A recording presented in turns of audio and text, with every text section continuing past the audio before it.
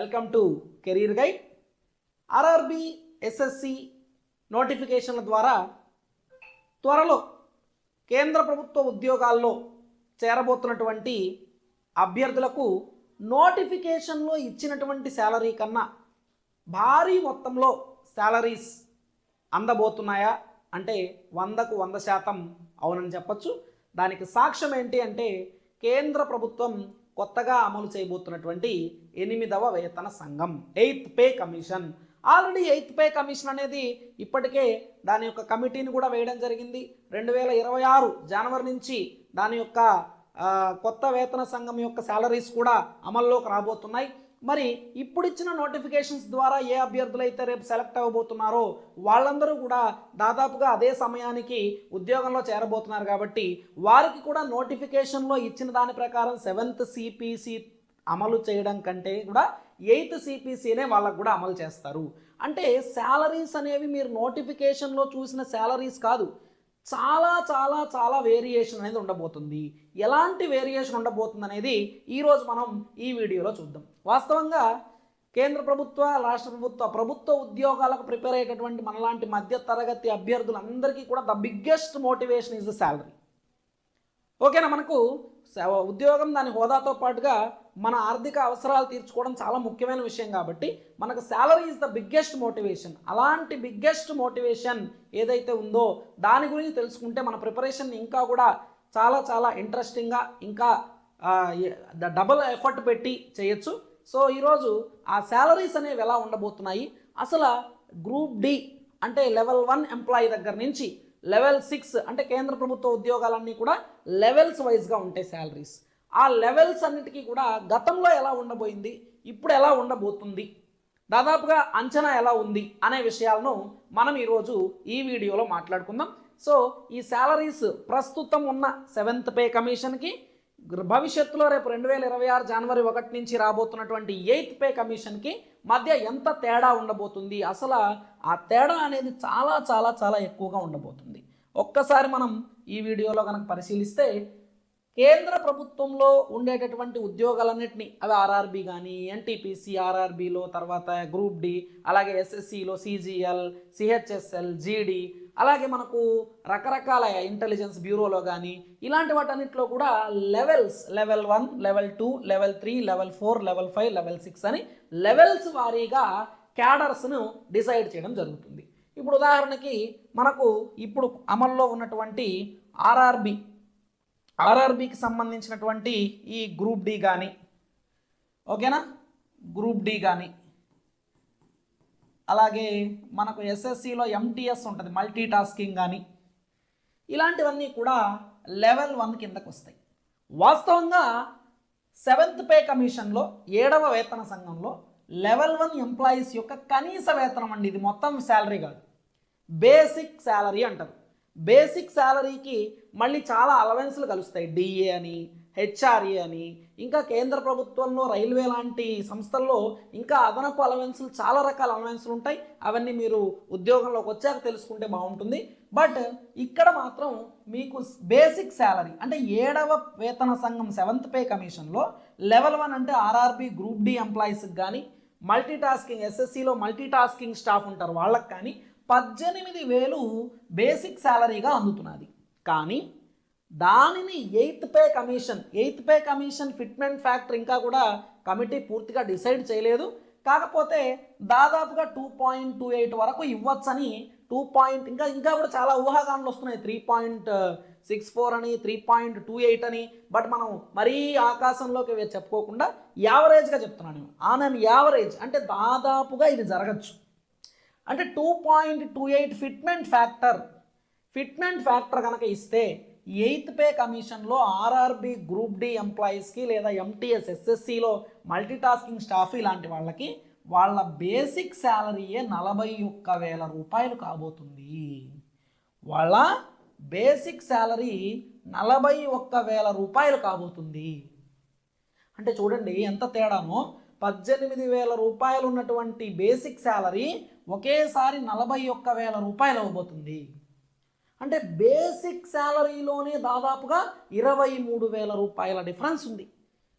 మళ్ళీ దాని తర్వాత దానిపైన డిఏ, దానిపైన హెచ్ఆర్ఏ, అంటే ఇది మీకు వచ్చే శాలరీ టోటల్ శాలరీ కాదు, మళ్ళీ దీనిపైన అలవెన్స్లన్నీ కలుస్తాయి. అంటే దాదాపుగా ఒక గ్రూప్ డి ఎంప్లాయీ రేపు అంటే 10th క్లాస్ క్వాలిఫికేషన్తో మీరు కనుక కొద్దిగా కష్టపడి ఈ అర్థమెటిక్, రీజనింగ్, జనరల్ స్టడీస్ నేర్చుకుని ఎగ్జామ్ రాస్తే, ఒకే ఎగ్జామ్, అది కూడా ఒకే ఎగ్జామ్ కనుక రాస్తే దాదాపు మీకు 50 నుంచి 55 వేల రూపాయలు ఇనీషియల్గా అంటే మొదటి నెల జీతంగా అందుకునే అవకాశం ఉంది. ఓకేనా?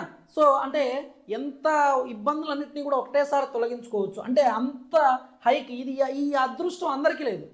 ఉదాహరణకి 2019, 2020లో కూడా ఎగ్జామ్స్ జరిగాయి, కానీ వాళ్ళందరికీ 18,000 బేసిక్ శాలరీ, వాళ్ళ యొక్క టోటల్ శాలరీ, గ్రాస్ శాలరీ కలిపితే 28, 27,000 అయింది పాపం. కానీ ఇప్పుడు కొత్తగా ఎవరైతే గ్రూప్ డిలో కానీ, ఏఎల్పిలో కానీ, ఎన్టీపీసీలో కానీ, ఎస్ఎస్సి సిజిఎల్ కానీ, ఎస్ఎస్సి సిహెచ్ఎస్ఎల్ కానీ ఈ నోటిఫికేషన్ల ద్వారా ఎంపిక అవుతారో చాలా చాలా లక్కీ. ఎందుకంటే వాళ్ళు 8th పే కమిషన్ ఇంప్లిమెంట్ అయ్యే టైంకే జాబ్లోకి వస్తున్నారు. అంటే ఒకేసారి వాళ్ళు భారీ మొత్తంలో శాలరీ అనేది మొదటి నెలలోనే తీసుకోబోతున్నారు. అలాగే లెవెల్ 2, మామూలుగా అయితే ఈ లెవెల్ 2 అంటే మనకు రైల్వేలో తీసుకుంటే ఈ అసిస్టెంట్ లోకో పైలట్ నోటిఫికేషన్ ఇప్పుడు ఆల్రెడీ 2nd స్టేజ్ ఎగ్జామ్ జరుగుతుంది. అసిస్టెంట్ లోకో పైలట్ కానీ, ఓకేనా, కొన్ని క్లరికల్ క్లాడర్స్ కానీ, మనకు ఆఫీస్ క్లరికల్ క్యాడర్స్ ఉంటారు ఎన్టీపీసీలో కొన్ని clerical cadres, junior account cum typist అని ఇలాంటి క్యాడర్స్ కొన్ని ఉంటాయి. అలాంటి క్యాడర్స్ కానీ అవి వస్తాయి దీంట్లోకి. వాళ్ళ శాలరీ కూడా 19,900 నుంచి 45,400కి వెళ్ళబోతుంది బేసిక్ శాలరీ. మళ్ళీ అలవెన్స్లన్నీ వేరు, అంటే మీ చేతికి వచ్చే శాలరీ కాదు, దీనికన్నా చాలా ఎక్కువ మీ చేతికి వస్తుంది. లెవెల్ 3లో కూడా మనకు ఆర్ఆర్బి, ఎన్టీపీసీలో రకరకాల క్లరికల్ క్యాడర్స్, టైపిస్ట్ క్యాడర్స్ ఉన్నాయి. సో వీటిల్లో కూడా వీళ్ళకి 21,700 రూపాయలు ఉండే బేసిక్ పే 49,500 రూపాయలు కాబోతుంది. అంటే దాదాపుగా మీరు గమనిస్తే ప్రతి ఒక్కరి వేతనం కూడా రెట్టింపు, డబల్ కన్నా ఎక్కువే వస్తుంది శాలరీ. ఓకేనా? అదే లెవెల్ 4 తీసుకుంటే లెవెల్ 4 వాళ్ళ వేతనం 25,500 ఉంటే అది 58,100కు వచ్చింది. ఇప్పుడు 58,100 కాబోతుంది. దీంట్లో కూడా మీకు ఎస్ఎస్సిలో, ఆర్ఆర్బిలో, ఎన్టీపీసీలో చాలా క్యాడర్స్ వీటి కింద కవర్ అవుతూ ఉంటాయి. ఓకేనా? లెవెల్ 5 ముఖ్యంగా తీసుకుంటే 29,200 ఉండేటటువంటి శాలరీ 66,600 అయింది. ఈ లెవెల్ 5లో ముఖ్యంగా మనకు రైల్వేలో తీసుకుంటే గార్డులు, ట్రైన్ మేనేజర్స్ అని పేరు మార్చారు వాళ్ళకి, గార్డులు. ఓకేనా? 66,600 శాలరీ లెవెల్ 5లో వచ్చే గార్డులు. అలాగే లెవెల్ 5లో మనకు సిసిటిసి అంటారు, కమర్షియల్ కమ్ టికెట్ క్లర్క్, సిసిటిసీలు. ఓకేనా? అదేవిధంగా మనకు ఇంకా ఆఫీస్ సూపర్వైజర్స్, ఇట్లా మనకు క్లరికల్ క్యాడర్స్ కూడా ఎన్టీపీసీ నోటిఫికేషన్ ద్వారా లెవెల్ 5 పోస్టులు, చాలా పోస్టులు భర్తీ చేస్తున్నారు ఇప్పుడు. సో వాళ్ళందరి బేసిక్ శాలరీ 66,600. బేసిక్ 66,600 అంటే నీ శాలరీ ఊహించి ఒక్కసారి. డిఏ అనేది ప్రతి 6 నెలలకు ఒకసారి కేంద్ర ప్రభుత్వం మనకు దాన్ని రివైజ్ చేస్తూనే ఉంటుంది. ఏఐసిపిఐ ఇండెక్స్ ప్రకారం ప్రతి 6 నెలలకు ఒకసారి నీకు డిఏ 4%, 3%, 5% పెరుగుతూనే ఉంటుంది. ట్రావెలింగ్ అలవెన్స్లు ఉంటాయి.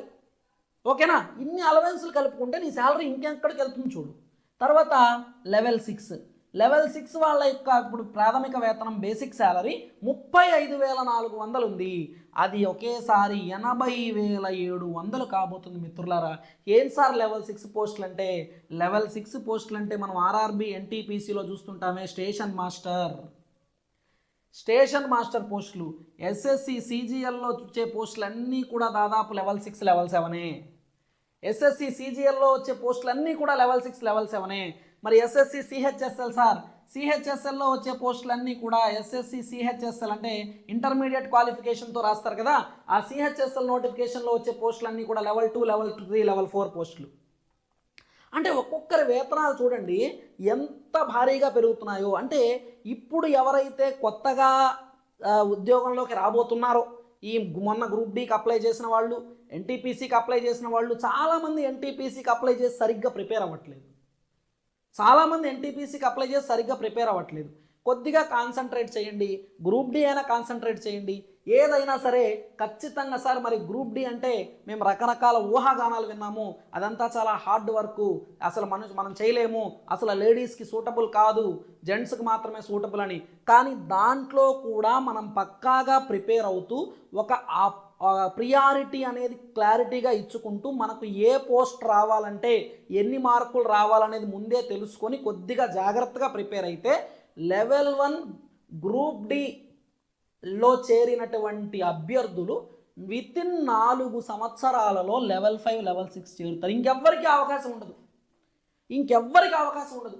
లెవెల్ 1 గ్రూప్ డి నోటిఫికేషన్ ద్వారా రైల్వేలో చేరినటువంటి అభ్యర్థులు 4 లేదా 5 సంవత్సరాల లోపు లెవెల్ 5 లెవెల్ 6కి చేరుతారు డిపార్ట్మెంటల్ ఎగ్జామ్స్ ద్వారా. ఇంకా ఎవ్వరికి అటువంటి ఛాన్స్ ఉండదు. ఓకేనా? సో అది ఎలాగా అట్లా ఆ లెవెల్ 1 నుంచి లెవెల్ 5 లెవెల్ 6కి వెళ్ళాలంటే అన్ని ఎగ్జామ్స్ అన్ని పోస్టులకి కుదురుతుందా? మనకు గ్రూప్ డిలో చాలా పోస్టులు ఉన్నాయి కదా, అందరికీ కుదురుతుందా? కుదరదు. కొద్ది పోస్టులకే కుదురుతుంది. అవేంటి? ఆ పోస్టులు రావాలంటే మనకు ఎన్ని మార్కులు రావాలి, ఆ పోస్టులలో అమ్మాయిలకు సేఫెస్ట్గా ఉండేటటువంటి మంచి పోస్టులు ఏవి, ఇలాంటి విషయాలన్నింటినీ కూడా నేను ఫర్దర్గా నెక్స్ట్ వీడియోస్లో మీకు ఒక్కొక్క వీడియోలో అప్డేట్ చేసుకుంటూ వస్తాను. సో ఎక్కువ నేను లాస్ట్ వీడియోలో ఆల్రెడీ చెప్పాను, ప్రిపేర్ అవ్వడానికి పెద్ద కష్టమైన విషయాలు ఏం లేవు. అర్థమెటిక్, క్వాంటిటేటివ్ యాప్టిట్యూడ్ అంటాము, రీజనింగ్, లాజికల్ రీజనింగ్, దాన్నే జనరల్ ఇంటెలిజెన్స్ అంటారు రైల్వేలో. జనరల్ ఇంటెలిజెన్స్ అని రైల్వేలో కానీ ఎస్ఎస్సిలో కానీ రీజనింగ్ అనే మాట ఉండదు, జనరల్ ఇంటెలిజెన్స్ అని ఉంటుంది. క్వాంటిటేటివ్ యాప్టిట్యూడ్ ఆర్ అర్థమెటిక్ అంటాము, కానీ దాన్ని రైల్వేలో కానీ ఎస్ఎస్సిలో కానీ మ్యాథమెటిక్స్ అనే ఇస్తాడు. మనకు అలవాటు అయిపోయింది కాబట్టి ఆ పదాలు చెప్తే అందరూ వింటారని చెప్తున్నాం, కానీ రైల్వేలో కానీ ఎస్ఎస్సిలో కానీ మ్యాథమెటిక్స్ అనే ఇస్తాడు దాన్ని మొత్తాన్ని. మరి ఆ సిలబస్లు ఏముంటాయి అవన్నీ కూడా నేను ఈ డీటెయిల్డ్గా ఒక్కొక్క పోస్ట్కి సంబంధించినటువంటి డ్యూటీ నేచర్ కానీ, ఒక్కొక్క పోస్ట్ ఎలా ఉంటుందని కానీ, దాని నుంచి ప్రమోషన్ ఛానల్ ఎలా ఉంటుందని కానీ, ఏ పోస్ట్లో సెలెక్ట్ అయితే మనం తొందరగా అత్యున్నత స్థాయిలోకి వెళ్ళొచ్చు అనేది కానీ, ఎలా చదవాలి అనేది కానీ, ఏ సిలబస్ ఉంటుంది అనే దాని కానీ, ఎలాంటి ప్రీవియస్ క్వశ్చన్స్ అడుగుతున్నారనే విషయాలు కానీ ఒక్కొక్క వీడియోలో మనం ఇంకా ఈ రైల్వే సిరీస్లో భాగంగా, ఇప్పుడు మనం చేస్తున్న రైల్వే సిరీస్లో భాగంగా ఒక్కొక్క విషయాన్ని మనం తెలుసుకుంటూ వద్దాం. ఉన్న ప్రతి అప్డేట్ని వీలైనంత త్వరగా మీకు అందించడానికి దీని ద్వారా నేను ప్రయత్నిస్తాను. So keep watching. All the best.